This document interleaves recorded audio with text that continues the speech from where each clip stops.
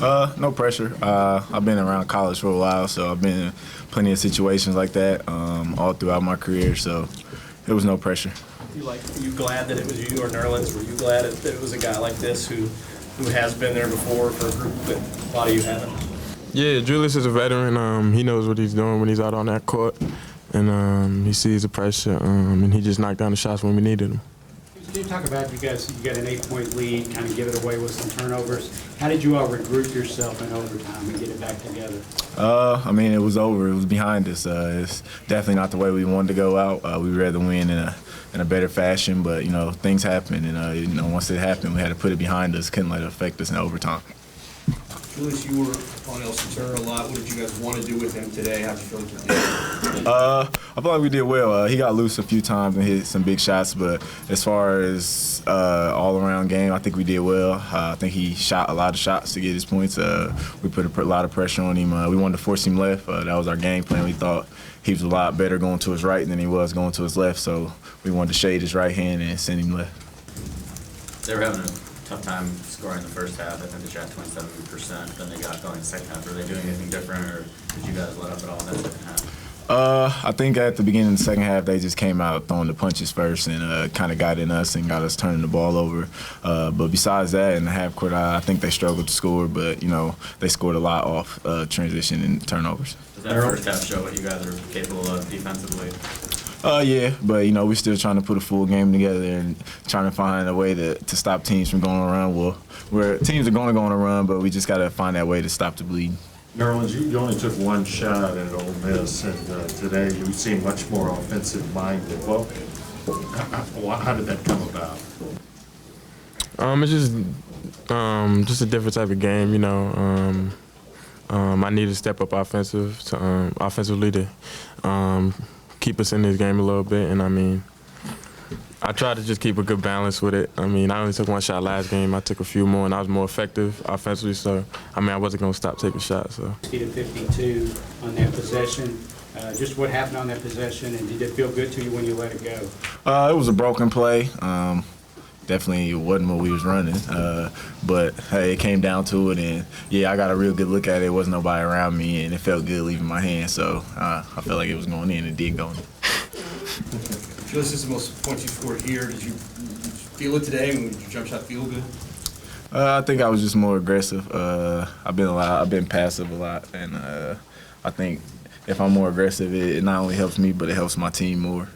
Just so teams just don't think the guard me at the three-point line. If I'm more aggressive, then I think it helps all around, and it opens it up for Archie and Ryan and even the post players. Has it taken you some time to get comfortable on this team, even though you're the veteran, that you're also one of the new guys as a transfer? Because this team's been searching for a guy to turn to in a moment like this. And are you just now getting comfortable with taking that responsibility? It's definitely been difficult. I came from a situation to where the ball was in my hand 30 minutes a game last year when I was at my last school. So it's just been different. Me more being as a spot-up shooter here, and not having to create my own shot. So it's been a lot. It's been different, but it takes time, and I'm coming around, and my teammates have been patient. My coach has been patient. I didn't shoot the ball well early in the season, but I've came around and I finally found my touch.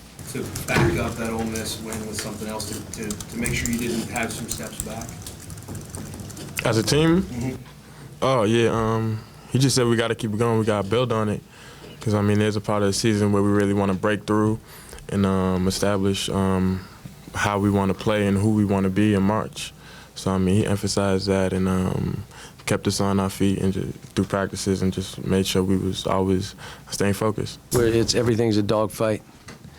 We made plays down the end that, walking out of timeouts that were incredible. But let me say this, Julius did a great job on Turner. If he doesn't defend, because Archie, wherever Archie sees Turner, leave. If it's a pickup game, go home. Don't go near the guy. So Julius played him pretty good and made it hard. He still scored some baskets, but he made it hard for him. I thought Alex played well, and I thought that Nerlens was a beast. We don't throw it to him enough. We're coming out of every timeout, throw the ball, but the play in the corner where Kyle gets tied up, that was me. That was a bad baseline play, and then I almost ran it again, which is like what am I thinking? I had to call a second timeout to run something different. But it's, putting Kyle in that position wasn't fair, even though we told him if you get anything near you, just call a timeout. So he said he did, but obviously didn't yell it. We're a very quiet team, so.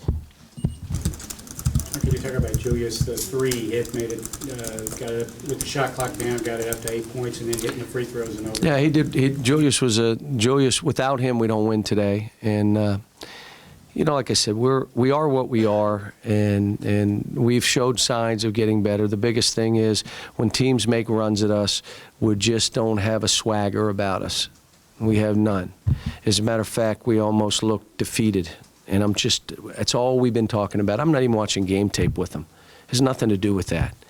We're telling them how to, you miss a shot, what should be in your mind. We're telling them when the negative thoughts are in your mind, how you get them out of your mind. I mean, that's all, this is all life skills. Adversity hits you, how do you deal with it?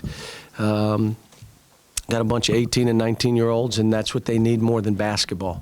Is there any satisfaction in the idea that Elston hits the big shot, sending it in overtime, and your guys summon a way to win? Oh, no, I was happy. I told him after. There's 150 games today, and 150 teams lost. We weren't one of them. So move on, next game. Julius talked about defensively sustaining that effort for the whole game instead of just that first half. Yeah. Is that something you kind of need to see? Yeah, we got freshmen that if they miss a shot, you might as well forget that they're going to guard down the other end or get a rebound or block out. They just can't continue to think. That's something we've been working on. But again, I thought Alex played well, and Alex came up with the ball. He one-handed rebounded the ball that they stuck back in, which gave him a chance to beat us. But he came up with the ball at the end, dove on the floor, and got that ball that helps us win. So. What did you think, Cal? I mean, it obviously wasn't good down the stretch of the second half, but with the turnovers, It's what we are right now. I mean, it was that press they weren't pressing. We were just throwing it away. No. I mean, it's, we got a ways to go, and like I said, look, we just got to, every experience for this team is learn and move on. I mean, you can't leave timeouts, do what you're choosing to do. You can't do it. And, we left a couple timeouts. Well, I didn't know you were, what? Are you not, so, but that's what young kids do. And it's an environment. I mean, to win on the road in overtime like we did and have all those young kids playing, it's a heck of a thing now. And it doesn't matter what team we are right now or where we are as a team. We're a big game for everybody. So this was, A&M did not quit. They fought and battled and made plays and steals, and Caruso came up with a couple balls out of nowhere. Like, you threw it to him. Why did you throw it to him? I didn't see him. I said, I know he's skinny, but he's right in front of the guy. So there was a bunch of that. But again, we got a couple home games. We just played 4 or 5 on the road with this team.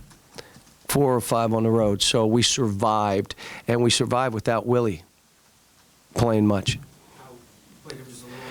Yeah, I just wanted him to get out there and get his wheels underneath him, and I thought he did fine. And then the second half, the way the game went, I just look, I'm not going to do this to you. You've been out for 2 weeks. But he's fine. What you're saying, how big was that first basket in the overtime then? Because, to get their confidence back, plus to make A&M kind of chase the game the rest of the way. It was big. But there were all kind of plays that, big for them and big for us. I mean, even the last play, we were talking about switching. We had said it, and then all of a sudden they do a dribble handoff fade, and one of the guys stops, and the kid gets a great look off for a 3. I mean, it's just what we are right now. We don't talk enough. We don't, we're not rough enough. They roughed us up. That was a physical game. They were rough with our guards. They were rough with our big people. It was body to body. And, it's what we need. We need teams to make runs at us, and we need teams to try to physically come at us so we can learn how we have to play. This happened to us a year ago. It was the same way. And when our guys figured out that they could negate that kind of play, we became the team to beat last year. If we had not gone through that, there's no way we would have won the national title. Wouldn't have happened. He's only had one shot at Ole Miss, and tonight he was much more offensive-minded. What went into that? Such a dramatic change? Matchups? Or? Maybe, but, you know, in the past they have this team had trapped big to big, and they didn't against us. They'd also showed real hard on pick and rolls. They didn't. So Billy changed some stuff up from what they've done in the past, which was good stuff. It gave them a chance. Stuff that we worked on, them trapping the post was not, it was wasted time, obviously, because they didn't do it. The zone, I thought they spread the zone out and did some good stuff, and he was open in that. And we couldn't get throw him the ball. And after the game, I just said, you know, you had another great game, and we don't give you the ball, and you don't say anything. Doesn't say anything. He's happy we won. He's in there. He's good. Cal, what do you like about this team right now? What do you like? We're winning games. We're figuring out how to win. I like that we're young and have a chance to be really good. I wish they were coming faster, but I also want them to enjoy wins. I mean, I just don't know when the last time a team this young goes on the road and wins. You got to tell me. That goes on the road in 4 or 5 games and then wins 4 road games in their league out of their first 5 road games. I mean, this team is young. I mean, you could say, well, they're this, they're that. Well, we're not that skilled. You want to say this guy's this and that. We're not that skilled. So what they're doing is figuring it out. And I have a bunch of great guys. I mean, it's their habits and their mindsets that we're trying to change. And that just takes time. And hopefully it's going to take a couple years, not one.